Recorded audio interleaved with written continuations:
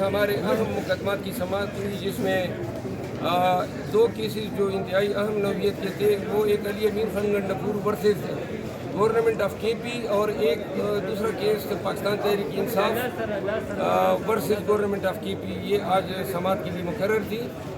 پہلے ہی Peshawar high court نے ہمارے کنونشن کے انعقاد پہ صوبے بھر کے ڈپٹی کمشنر کو ہدایت نامہ جاری کیا تھا کہ ہمیں قانون کے مطابق ٹریٹمنٹ دی جائے، اور جس پہ منصیرہ میں پھر انہوں نے ہمارے کنونشن پہ یلغار کیا، وہاں سے کرسیاں اٹھا کے لے گئے، ورکر کو پکڑا۔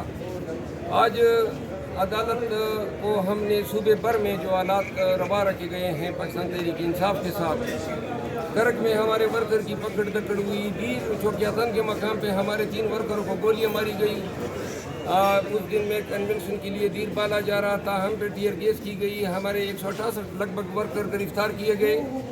ملاکنڈ میں ہمارے ایم این اے جنید اکبر خان کو گرفتار کر کے ان کے ساتھ جو ٹارچر کیا گیا اور جو انتہائی غیر انسانی رویہ روا رکھا گیا۔ فضل حکیم خان ہمارے سابق ایم پی ہیں، اس کے بیٹے بیرسٹر ہیں، ان کو انہوں نے کینیڈا جا رہے تھے پڑھائی کے لیے، اس کو اٹھایا، ابھی تک بیچارہ وہ بچہ ہے نظر بند ہے، اور یوں بہت سارے تحریک انصاف کے لیڈروں کے بچے جیلوں میں نظر بند ہیں۔ خدا خیلہ سوات میں کنونشن کے انعقاد پہ ابھی تک 200 کے لگ بھگ ہمارے ورکر گرفتار ہیں، جس میں سوات خان، ہلال الرحمان اور عزیز اللہ وغیرہ وغیرہ جو ہیں، یہ زیر حراست میں جیل بھیجے جانے سے پہلے ان کے ہاتھوں کو اولاد میں باندھا جاتا ہے، ان پہ تشدد کیا جاتا ہے۔ پشاور میں جو ہے ہمارے وکیل صاحب ہیں، انہوں نے کنونشن کرنا تھا چمکنی کے مقام پہ، اس کے گھر پہ چھاپا مارا، پولیس گئی اور بجلی واپڈا کے کام کے نام پہ انہوں نے جواز بنایا۔ پھر یہاں پہ ہمارے بہت سارے ورکر لاپتہ ہیں، اور یہ پورے صوبے میں یہ فستائیت جو ہے جاری ہے۔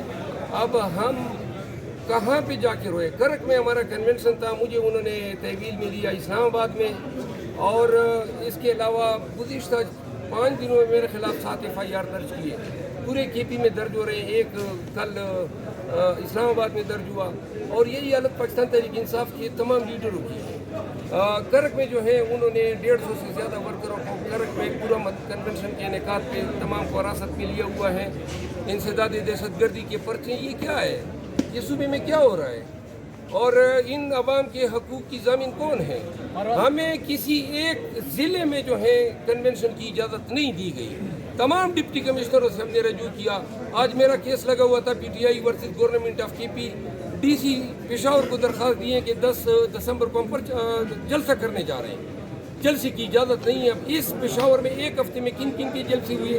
بلاول بھٹو زرداری کا جلسہ ہوا، مولانا فضل الرحمان صاحب کا جلسہ ہوا، جماعت اسلامی کا جلسہ ہوا، حتیٰ کہ خماریان کلچرل شو کے نام پہ یہاں پہ ہزاروں کی تعداد میں انہوں نے فیسٹیول بھی کرائے، لیکن اگر نہیں اجازت تو پاکستان تحریک انصاف کے لیے نہیں ہے۔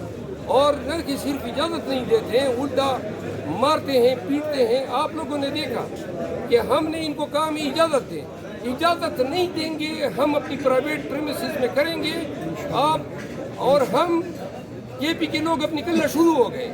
آپ نے اپنے تئیں روکنے کی پوری کوشش کی، لیکن عوام کی اس جمع غفیر کو کوئی روک نہیں سکا۔ آئندہ بھی نکلیں گے، سوابی میں ہم نکل رہے ہیں، کنونشن کر رہے ہیں، کوارٹ میں کر رہے ہیں، بنیر میں کر رہے ہیں، نوشہرہ میں کر رہے ہیں۔ اگر آپ مہربانی کریں ہمارے ساتھ انسانوں جیسا سلوک کریں گے، نہیں کرتے ہیں تو عوام کا ازدحام آئے گا اور کنونشن پورا من کر کے جائے گا۔